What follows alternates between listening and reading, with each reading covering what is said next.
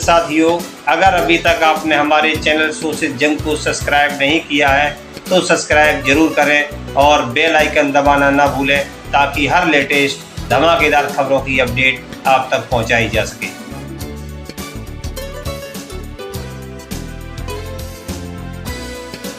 खबर है महाराष्ट्र के भिवंडी से, होते होते बचा हादसा, टल गई अनहोनी। धीरेंद्र कृष्ण शास्त्री के कार्यक्रम में मची भगदड़। बाबा की भभूति पाने के लिए अचानक उमड़ी भीड़। कार्यक्रम में मच गई अफरा तफरी। काफी मशक्कत के बाद पुलिस व बाउंसरों ने पाया स्थिति पर काबू। होते होते टल गई अप्रिय घटना।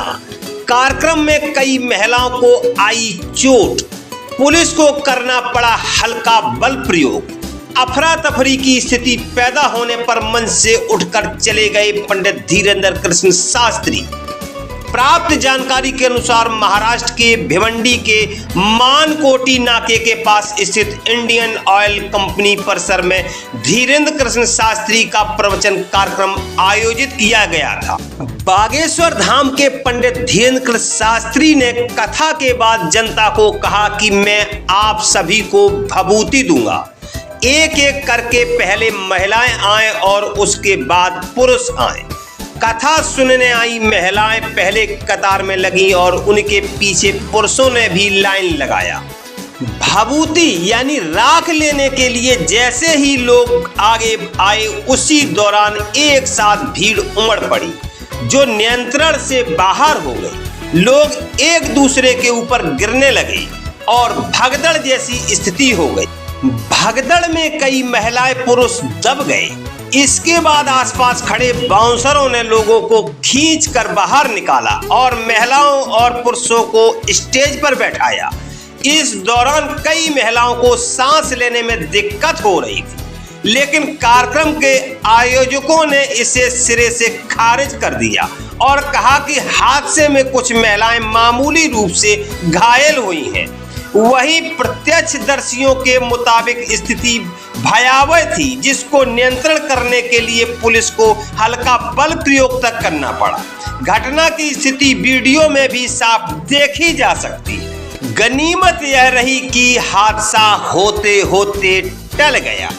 हालांकि पंडित धीरेंद्र कृष्ण शास्त्री ने भभूति यानी राख देने के लिए महिलाओं पुरुषों की लाइन लगवाई थी। उनका मानना था कि एक एक करके सबको भभूति दूंगा।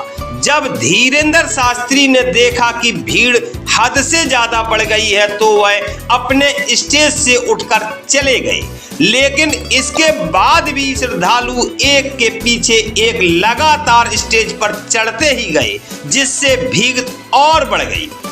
आखिरकार इस वजह से वहां पर मौजूद पुलिस ने लोगों को हटाने का प्रयास किया। भगदड़ होने पर पुलिस को भीड़ को हटाने के लिए हल्का बल प्रयोग तक करना पड़ा। फिलहाल इस घटना में किसी के हताहत होने की कोई सूचना नहीं है। आप लोगों को हाथरस कांड तो याद ही होगा।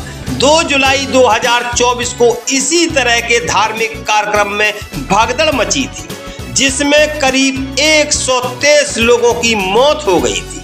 इसमें अधिकांश महिलाएं और बच्चे थे और कम से कम 150 के करीब लोगों को अस्पताल में भर्ती होना पड़ा था। घटना नारायण साकार हरि उर्फ भोले बाबा के सत्संग के दौरान हुई थी। सत्संग के बाद जैसे ही भोले बाबा जाने लगे, हजारों की भीड़ भोले बाबा के काफले के पीछे दौड़ी।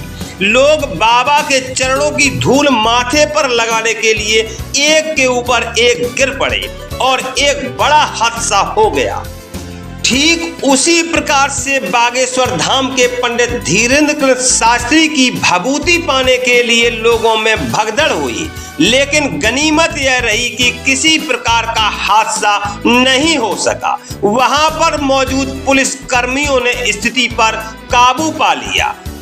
बड़ा सवाल यह है कि किसी बाबा के चरणों की धूल हो या किसी बाबा के हाथ की दी हुई भभूति हो, क्या वह इंसान की किस्मत बदल सकती है? इस बारे में आपका क्या कहना है? कमेंट बॉक्स में जरूर लिखें। है।